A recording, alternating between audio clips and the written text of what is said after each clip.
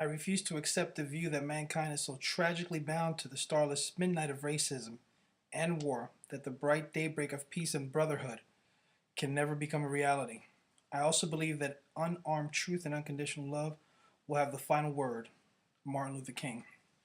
This isn't a lesson in civil rights. I know there's parts of our history, American history, that we would rather erase from our history books. But an attempt to look at the evolution of discrimination, racism in general, one really has to take a look at how it evolved. More specifically, the tolerance of society towards a type or group of people.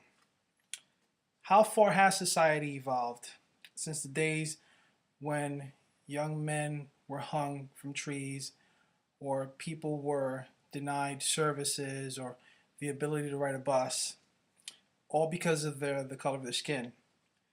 Is racial discrimination as prominent now as it was in 1955 with the murder of Emmett Till or Rosa Parks not allowing herself to be handcuffed by the bounds of racism? Racial discrimination still rears its ugly head every now and then, even in modern society. Although some of us might want to disagree or look away, it's still there. It still exists. Not as overtly as it did before, but it's a little bit more hidden. That's the evolution of discrimination. Discrimination has actually become the enemy that's hidden. We know it exists, we know it's there, we just can't see it all the time. How do we define discrimination? Well, it's defined as a treatment or consideration of, or making a distinction in favor of, against a person, a thing, or anything based on a group. The U.S. Equal Opportunity Employment Commission publishes certain types of discrimination that are prominent in the United States of America. Race has to be number one. Of course, there are others like sex, religion, age. We, in our history, have been marred more by race than any of them. This day and age, race still exists, although there are discriminations that affect sexuality. Race is still there and has always been pretty strong in our history. At times, the acts associated with racial discrimination is usually violence, usually marred by violence. The lower southern states were very slow to desegregate. They didn't want to follow suit with the North, so they basically took their time in desegregation. A good story that was known was of a 14-year-old named Emmett Till. Emmett Till was from Chicago, and at the age of 14 went with his mother to visit relatives in Mississippi. According to the FBI investigations, Emmett Till apparently was flirting with a white cashier at a store. This was seen by two Mississippi men, and they ended up kidnapping Emmett Till. The kidnapping took 3 days, and at the end, Emmett Till was tortured, abused, and later lynched. The sad part about the whole story was, the unfortunate part actually, was that the two men were white, and to add insult to injury in Mississippi, the two men were tried by basically a jury of white males, and they were subsequently acquitted. This was the start of a very big movement. Later on Thursday, December 1st, 1955, a lady by the name of Rosa Parks boarded a city bus in Alabama, and with three other blacks in the fifth row. First row of blacks occupied the first couple of rows. After a few stops, obviously the seats weren't filled, so Miss Parks went to the front of the bus.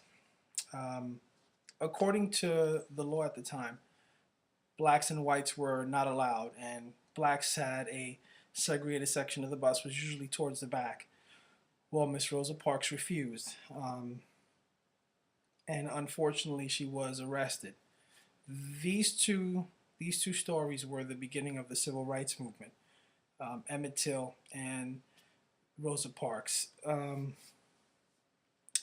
A prominent player in the civil rights movement was Dr. Martin Luther King, and because of these two big pieces of United States history, Dr. King got involved in the civil rights movement. Well, the civil rights movement was basically a progression of nonviolent protests spearheaded by Dr. Martin Luther King for the racial equality in the United States of not just blacks, but every race.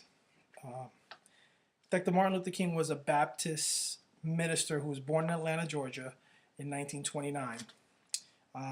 Again, he was very prominent in the civil race, and he believed that the cause to find equality for all races could be found by means of nonviolence, just like Mahatma Gandhi.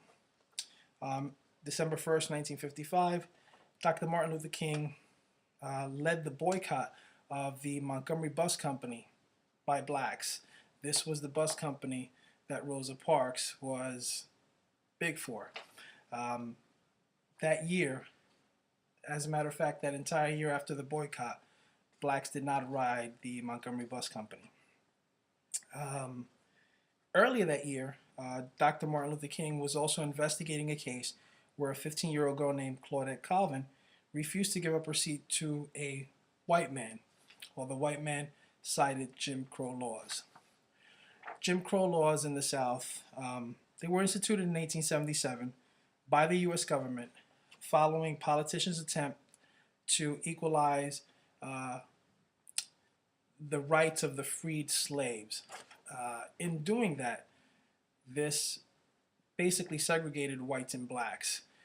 They felt that in order to give blacks their own space or their sense of belonging, they had their own areas to sit and own establishments. What this ended up doing was separating whites and blacks.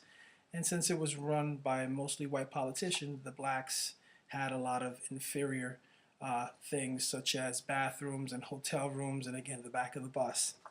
The Jim Crow laws were instituted in 1877, and up until 1964 with the Civil Rights Act, they were finally abolished.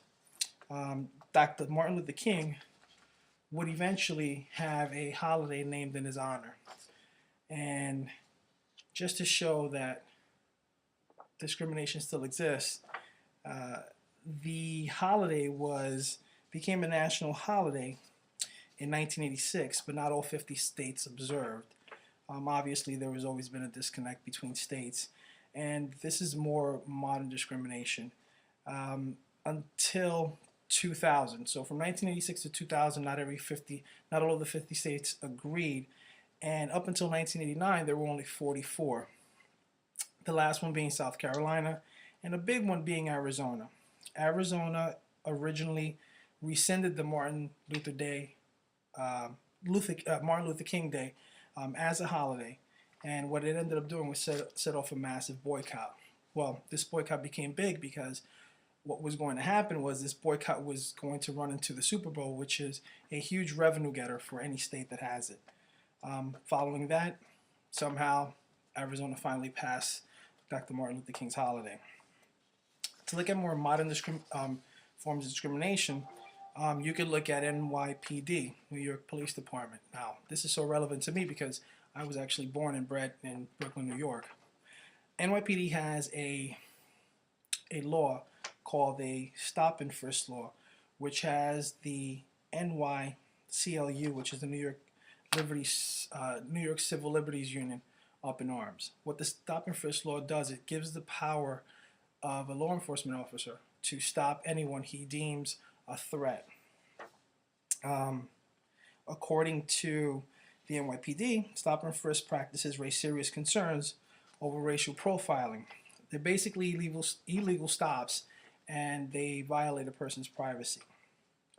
The department's own stop and frisk activity confirms what many people in the communities are saying, that they're very biased. Statistically, in 2012, within the confines of the 1st Precinct, which is the 1st Precinct in New York City right outside the Holland Tunnel, there were 3,626 stop and frisks.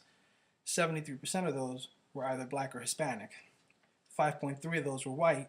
73% of the minority stopped were black. So you can draw a pattern from that. Obviously, not everybody agrees with the stop and frisk law, but that's just one way that you can see the modern day discrimination. The other way is the Central Park Five, which was a case that happened a long time ago in 1989.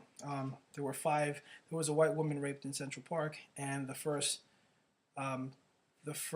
subjects that were sought out were 5 individuals, all under the age of 16, black and Hispanic. Big case. It turned out to be a very big case because in the end, the actual rapist came forward, and it was none of those children. So I use the events in New York City because that's what I'm most familiar with. Coming from New York City to New Jersey was kind of a, I don't know, I guess you can call it a culture shock, if you will. Coming from a culturally diverse neighborhood to majority white was a little bit of a change, but nothing too bad. I can't comment on my own any racial discrimination, nothing too major, everything, very undercover, nothing I can make a big deal about. But whether we're talking about Emmett Till, Rosa Parks, whether I'm referring to nonviolent protests by Dr. King, or the high points of the civil rights movement, whether it takes place in a public office in Texas or Arizona, or the streets of New York City, discrimination is still strong, just not as covert as it was before. And I'll leave you with this quote. It is often easier to become outraged by injustice half a world away than by oppression and discrimination half a block from home, by Carl T. Rowan. Thank you for watching.